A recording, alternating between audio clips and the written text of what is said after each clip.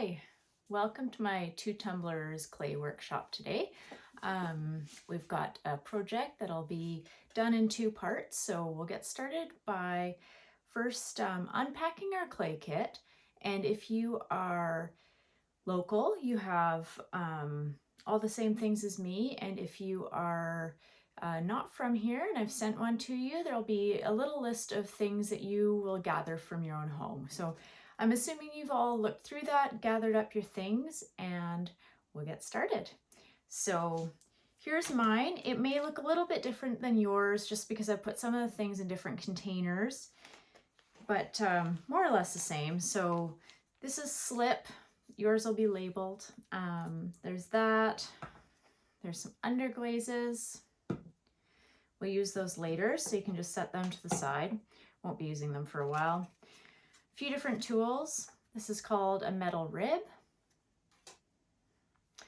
It's just a bamboo knitting needle, really good for poking holes and drawing lines. And here we have a carving tool on one end and a nice sharp knife on the other. We'll get into here. You have a bag of clay. It's got two different lumps because the idea is that we're going to make two tumblers. And then here we have the anti-skid material. Put that down first, like this, and then put your canvas on top. That'll just give you a nice little workstation here. Then let's open up our clay.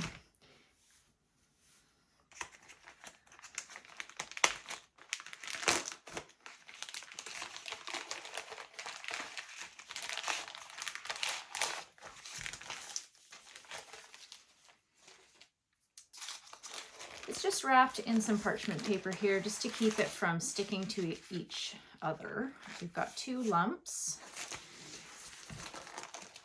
We'll just start with one. So take one out, and then the second one you can put back in the bag. So one of the things with clay is you always want to have it the right sort of dryness for what you're doing, and that's different for different things. The clay I've sent to you is nice, moist, damp clay, and we want to keep it that way because we're going to be rolling it out. So the clay you're not using, just seal back up in its bag, get as much air out as you can, and you can set it aside.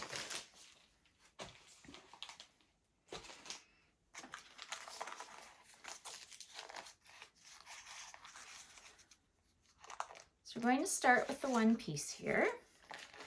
Get rid of the parchment paper. And then we're going to need to roll it out. I've already pressed it a little bit flat for you, and you're going to need your rolling pin and the two wooden slats. And that's something that with the home kits locally I will give you, and if you're from somewhere else, hopefully you could find some appropriate slats. So I have my rolling pin here. Any rolling pin will do. Wooden ones are a bit easier, but it doesn't really matter. And then we're going to roll it out. So sometimes it really helps to stand up. I find it a little bit hard to do sitting down. So I usually stand up, and then you're going to roll it. Just going to move it over a little bit here. You're just going to roll it a bit on one side.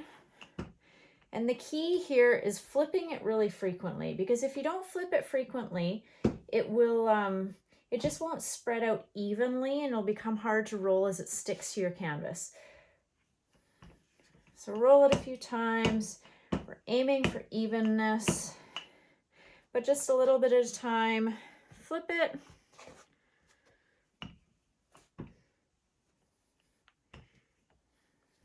I've got a tripod leg a little bit in the way, I'm realizing, so I have to roll a little bit awkwardly, but it seems to be working.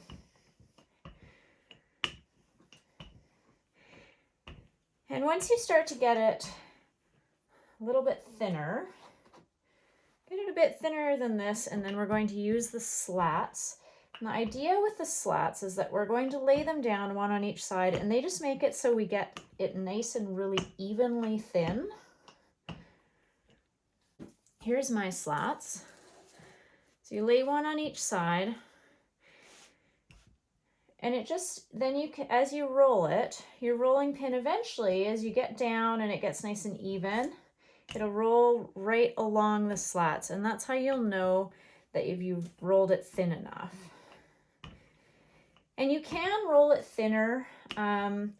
If you've done a lot of clay work before, feel free to roll it thinner. If this is your first time, it can be quite difficult if you roll it too thin. So I usually encourage you, your first one, stick with it the same thickness as the slats, but you don't have to. And it was starting to stick a lot there, so I've flipped it over again and see how nicely it stretches now.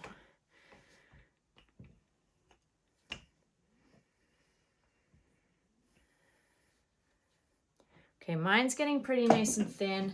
It's about the same as my slats. So I'm just going to take the slats away. Okay, now a really important part that sort of doesn't seem like you're doing much, but is actually critical, is you take a metal rib.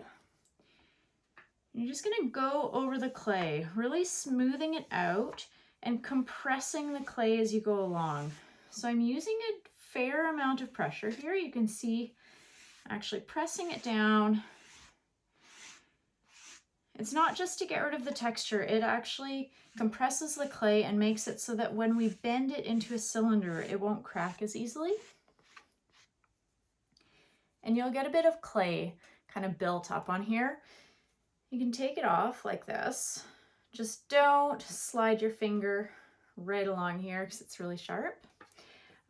If you've watched some of my other videos, I've probably already said that, but you know, gotta remind myself too. So once you've ribbed one side, you're going to flip your clay over and rib the other side.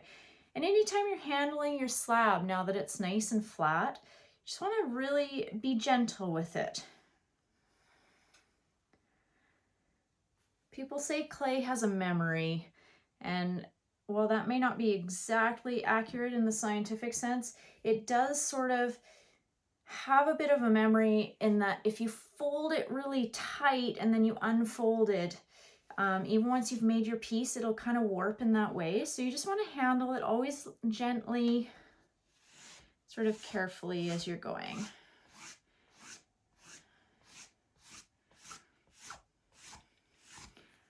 I'm just ribbing the second side, compressing it nice and flat. I'm going in multiple directions. It just helps compress it a little bit more here.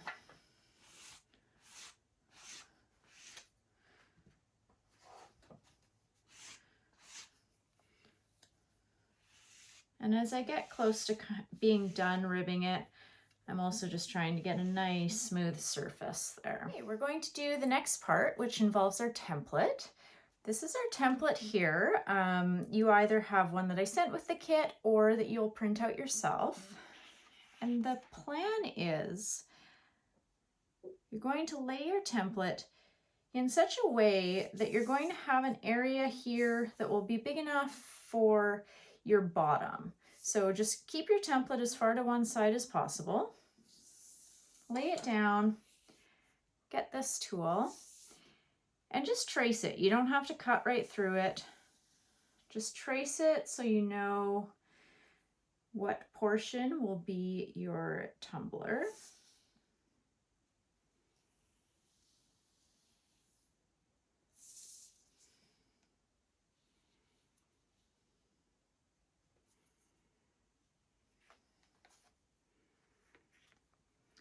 At this point, when your clay is nice and flat like this, it's really a nice time to be able to imprint any textures that you want. You don't have to. You can also, we'll do some decorating with underglazes, but if you want to imprint textures, this is kind of your chance. I'm going to do a few stamps, mostly for the benefit of people who did my stamp workshop. If you want to use your stamp, here's the time where you get to imprint it. So here's a little leaf stamp. I'm going to imprint it.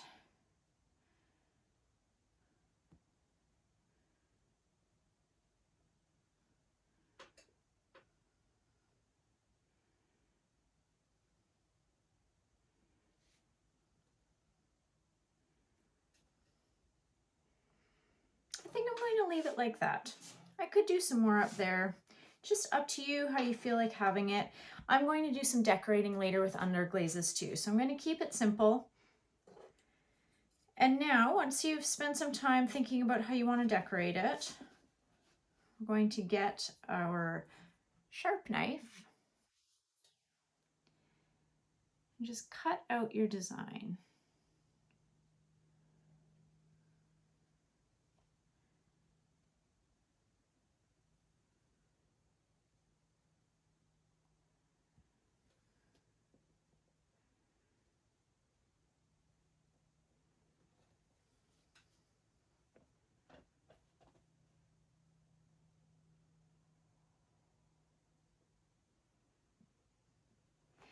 And remember, save this piece. It's going to be your bottom, so don't crumple it up. These other little offcuts we won't really need. So any scraps that you end up with from the project, you can just gather up in a bag, keep them moist, and if you send them along with your pieces, I'll just recycle the clay. So set these aside. Now we're at the stage where we're going to be picking this up and forming it into a cylinder, a slightly tapered cylinder. And when we stand it up, we're going to need to join the two edges together. And that is a really important thing with clay. When you join clay to clay, you always have to slip and score. So that's just a name for basically roughing up the clay and then applying slip. And slip is just, it's clay that's really runny. So clay mixed with water. So it's sort of a sour cream consistency. So we've got a scoring tool. And before we score it, to think about how it's going to join. So this edge here, I'm pressing it down to thin it out a little bit. It's going to wrap around and it's going to join to this edge. So I'm going to press both sides down just to thin it a bit so where it joins is not quite so thick. And I'm going to use my scoring tool. Score one side. And don't be shy about roughing it up. You want to make sure you really do get enough texture in there so that it has a bit of bite with the other side. And then you score the one side here, and if you imagine it wrapping around, it's actually going to join onto this underside here. So the other side you have to score is under here. And just be careful, again, when you're picking up your clay to do this, you don't want to fold your clay really sharply. Just gently pick it up, bend it as little as you can to get under there. So we've scored both sides, and now you'll have a little container of slip and a paintbrush. Use the paintbrush, dip into the slip, and just apply some slip on the one side. You don't have to apply it to both sides because they're going to join together and that slip will get squished between. So now is the part where we're going to pick this up. This is the part, if you're not used to it, can feel a little bit floppy and you just want to really support the clay, go slow, there's no rush. I'll pick it up, start bending it around, and you're going to want to get it all the way around until you get these sides so that they are overlapping. And you don't need to pick your piece up like I am. I'm just doing that so that it shows on the camera. So it's overlapping like that. You'll keep it stood up like this. Put one hand in and press that seam together. You just want to press it enough that a little bit of slip is oozing out. That's how you know you've kind of got it together enough.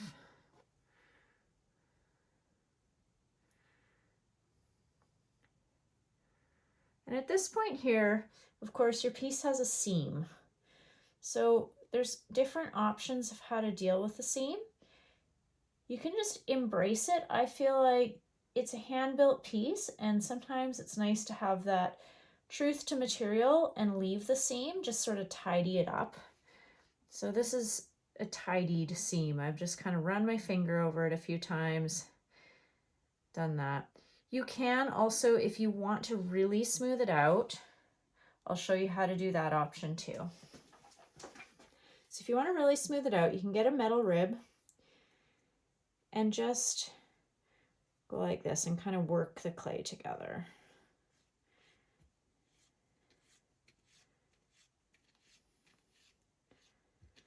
And while you're sort of in this step, you can spend some time. You can see it's not very round. You want to spend some time just making it nice and round, unless you don't want it round. But if you want it round, this is a good time to kind of do that. And inside here, you can work the clay together too if you want.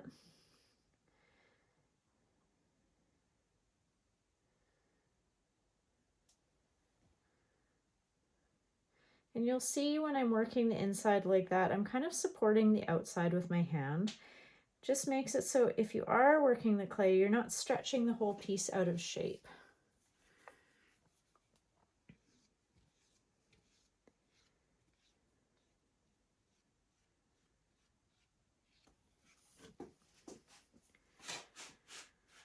So I've got it pretty round here. It's not bad. And I'm going to get my bottom lined up. Not quite joining it yet, just getting it ready. So here's my bottom. I'm going to take my top part, set it on here, and really get it the shape you want right now. So you might have to fiddle with it a bit, get it round. And now get your knitting needle and just trace it.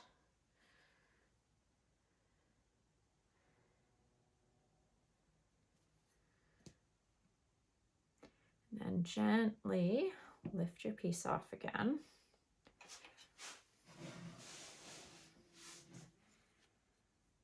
Now you can just cut it out.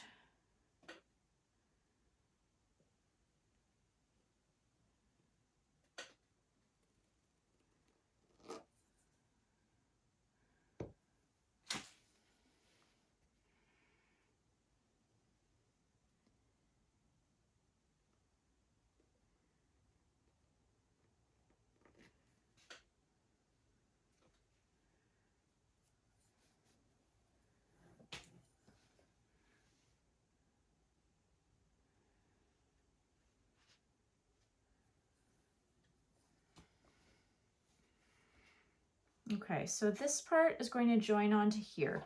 Before we lift it on, it's ready to join, but before we actually put it on, we have to slip and score again, like always. I'm scoring first.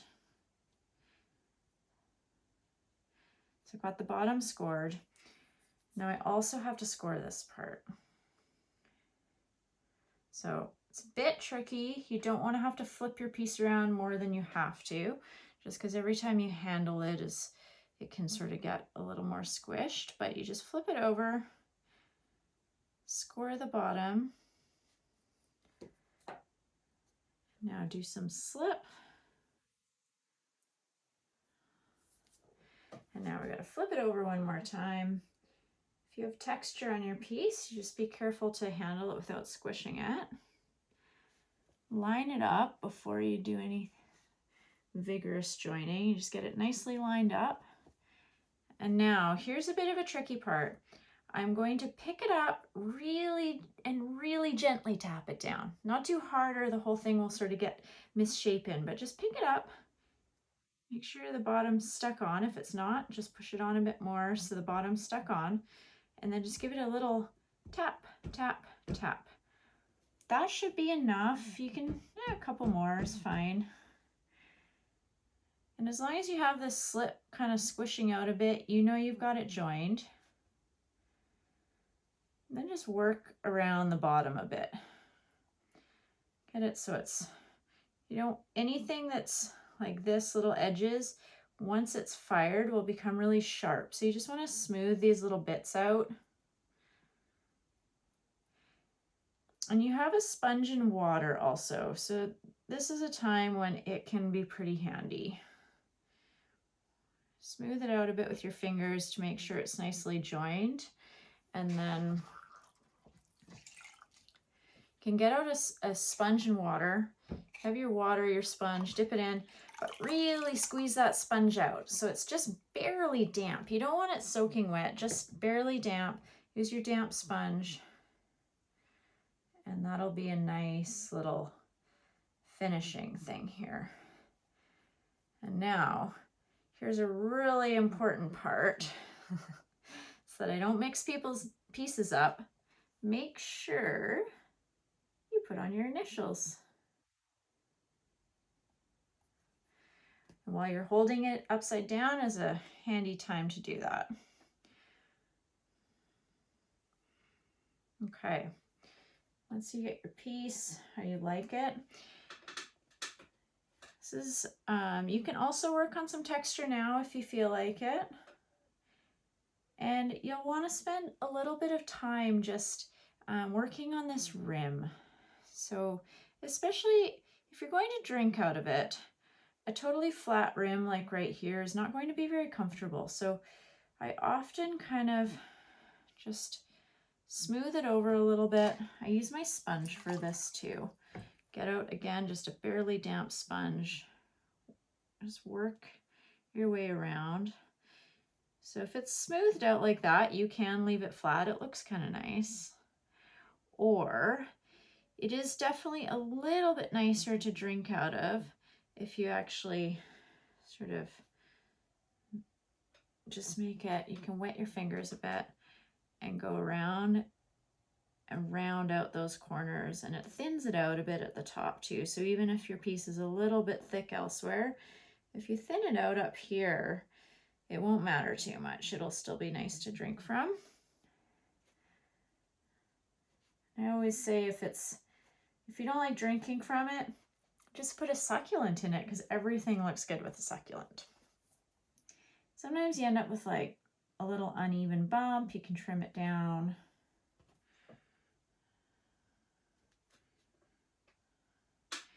Use your sponge in there a bit too if you want. I don't usually bother too much in there, but you can.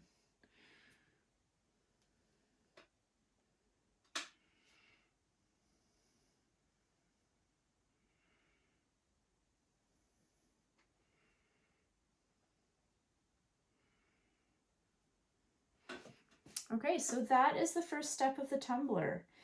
And you can do a second one. You can do the same pattern, like same design, different design, however you feel like it. Have fun, experiment, and we'll leave our 2 tumblers. Once you've built them like this, just leave them out overnight. Even 2 nights is fine. We're just gonna let them dry out a little bit before we do some decorating with the underglaze. I'm going to start working on the second tumbler.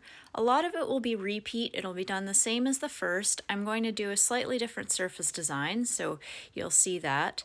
You can skip along ahead if you don't feel like repeating this part, or just put on some music and work along at your own pace.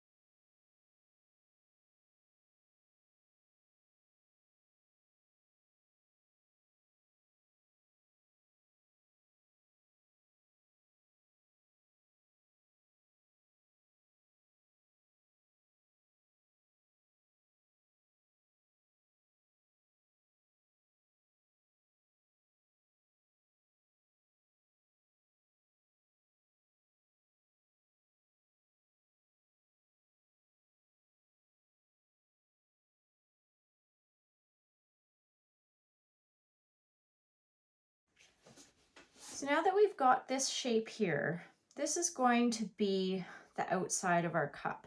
So this is where you get to spend a bit of time thinking about any sort of surface decorations or texture that you want. I'm going to do some little clusters of dots because I would like to do a bit of a floral design on this one. And I'll lead you through this. You're welcome to do, if you want to do your own design, that's totally fine too. But I'll go through how to do this one. So I love making dots. I can make dots all day. So I'm just going to do a bunch of dots. This is going to be eventually the center of a floral design.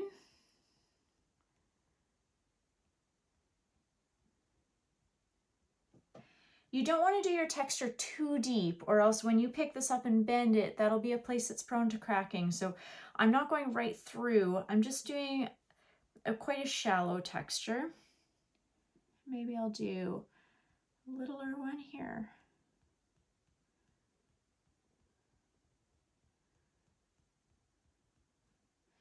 And a teeny tiny one here.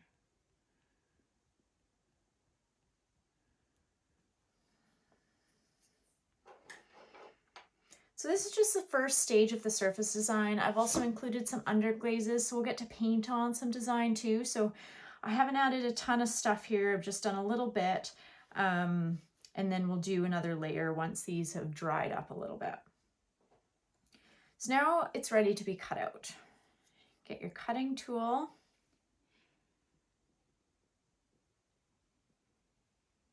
Cut along the lines. Remember, you want this little area for your bottom, so don't scrunch it up.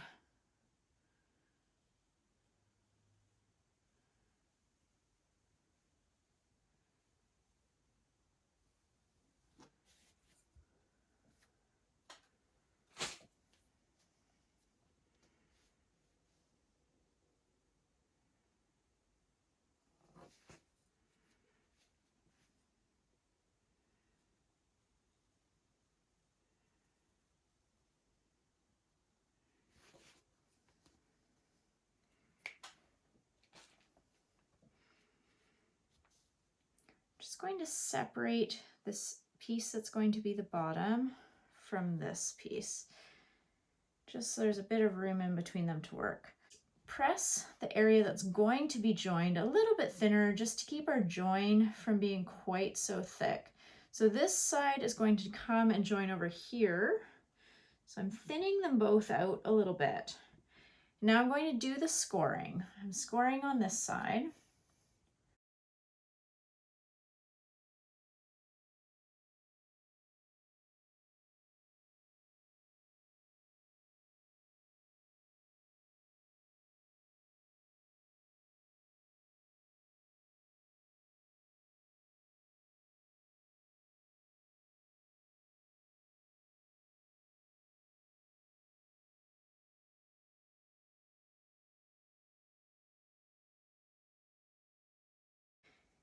Now we're going to do the part where we pick it up. Just want you to be very gentle with your clay at this stage. You can just pick it up.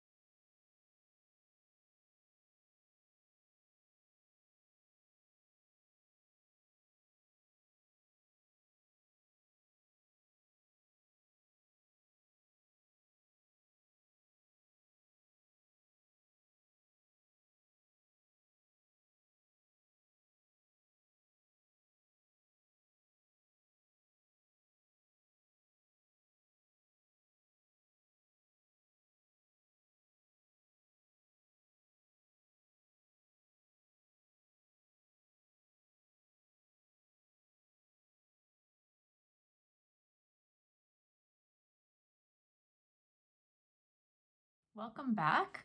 We're going to work on doing some surface decoration on our pieces now. So I've let my pieces dry for 3 days and this is how they look. So they are not totally dry, but pretty dry. They're beyond leather hard. It doesn't matter too much what dryness yours are at. It'll work regardless. So don't worry about that too much, and we'll get started pretty soon with the colored underglaze you'll have a little container of, and also we're going to use this, which is a black underglaze, to do some line work. You're welcome to gather some extra paint brushes if you want. I've included one in the kit, but you might want some smaller ones, some bigger ones, totally up to you. If you have some, you can get them out. It won't wreck your paint brushes. It washes out super easily. Maybe doesn't wash out of clothes that easily though. So just be careful not to get it on yourself or wear something you don't care about. And let's get started. Just stirring my underglaze a little bit. I have this blue underglaze. And it just works as it's sort of a pigmented clay. It's not really a glaze. It won't be shiny. It'll just be a matte color. And then when you return your pieces, I'll dip it in a final shiny coat to make them watertight and durable. I'm going to use this to paint my leaves.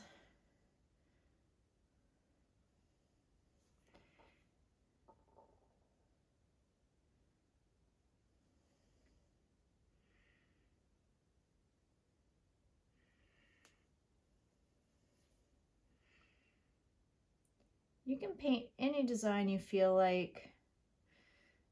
This is kind of the fun part where you get to make whatever creative decisions you feel like and just roll with it. Experiment, have fun.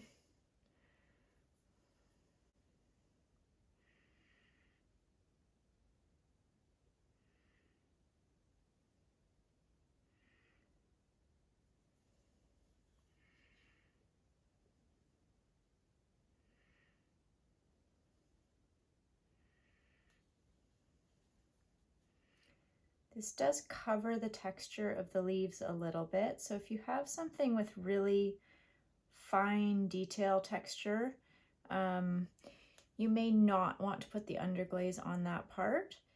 I kind of like the shape of these and I'm not too worried about the finer texture in them, so I'm happy to cover them over. It doesn't bother me, but just something to consider if you have some tiny texture that you're quite attached to.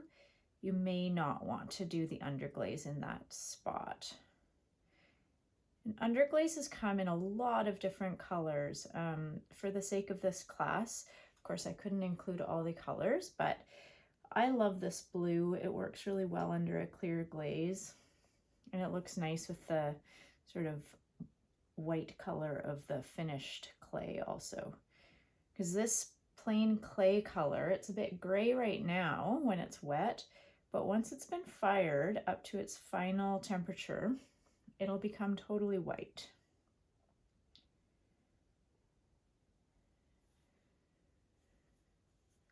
So a little bit about firing while I'm doing this to note is just pottery typically goes through 2 firings. So it'll go through 1 firing where it'll become nice and durable and makes it really easy to dip in a glaze and handle.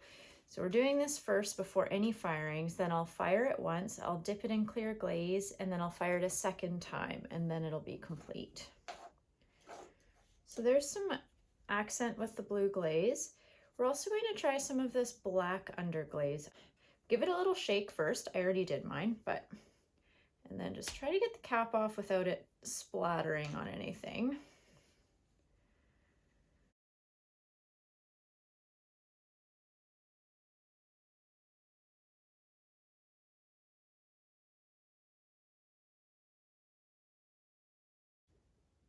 This will work well for doing lines or little dots. I'm gonna try some lines.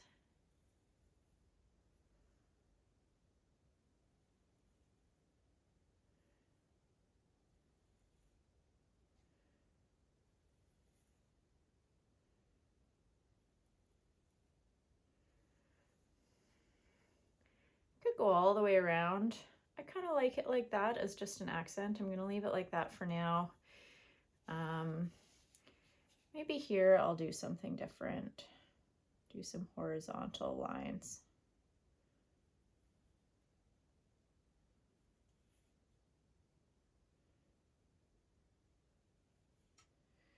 It's definitely a little bit of getting used to how much to squeeze the bottle. If you squeeze it too much, you'll get a big blob like that, which you can kind of just, there, I worked it back in. And if you don't squeeze it enough, you just don't get much out.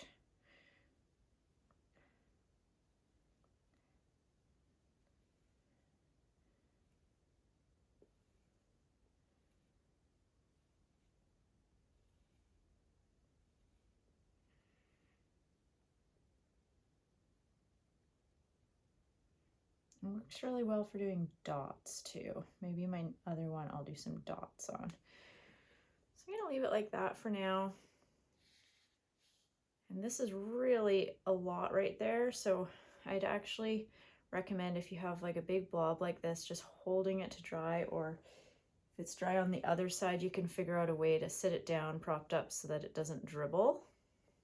I'm just gonna set that one aside, laying on its side for now.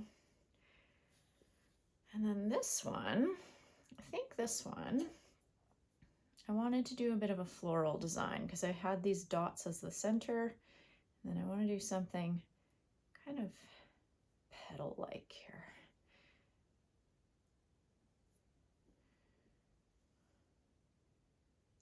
I try to work somewhat loosely when I'm working with underglazes. You can get really precise, but you would need a smaller brush if you want to be really precise about it. So I'm going to do just some loose petal designs.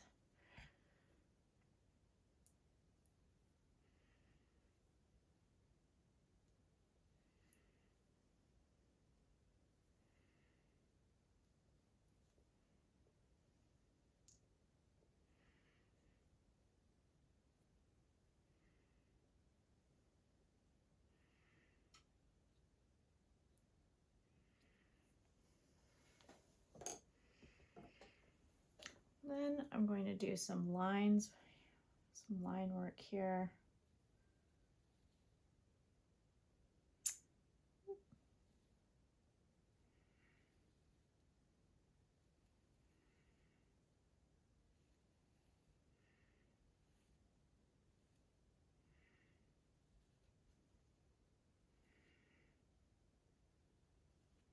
Take your time with this.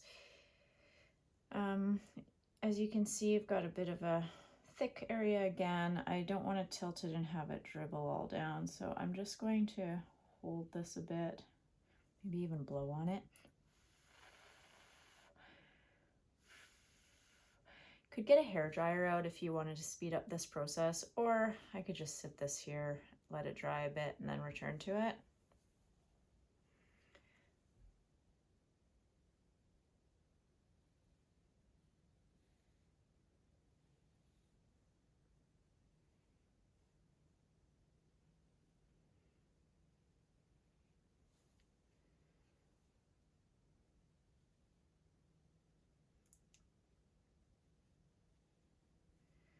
If it starts to seem like it's not moving that well, just make sure you cover it over, give it another shake, and then try again. Occasionally, you'll have to sort of rinse the nozzle out a little bit. I don't have that happen very often, but occasionally.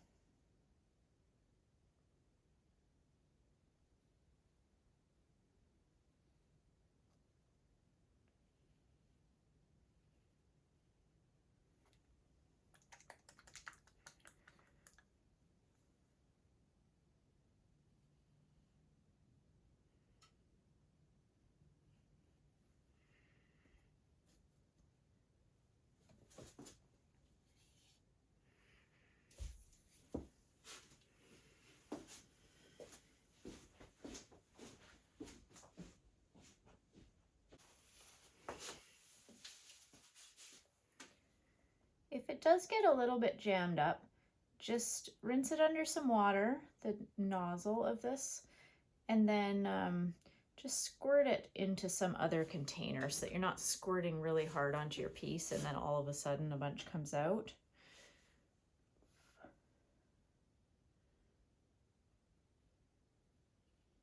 Sometimes it happens when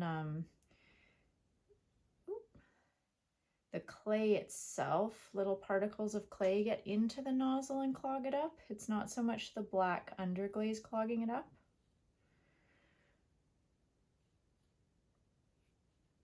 Sometimes if I end up with too much, I just kind of add on to my design a little bit.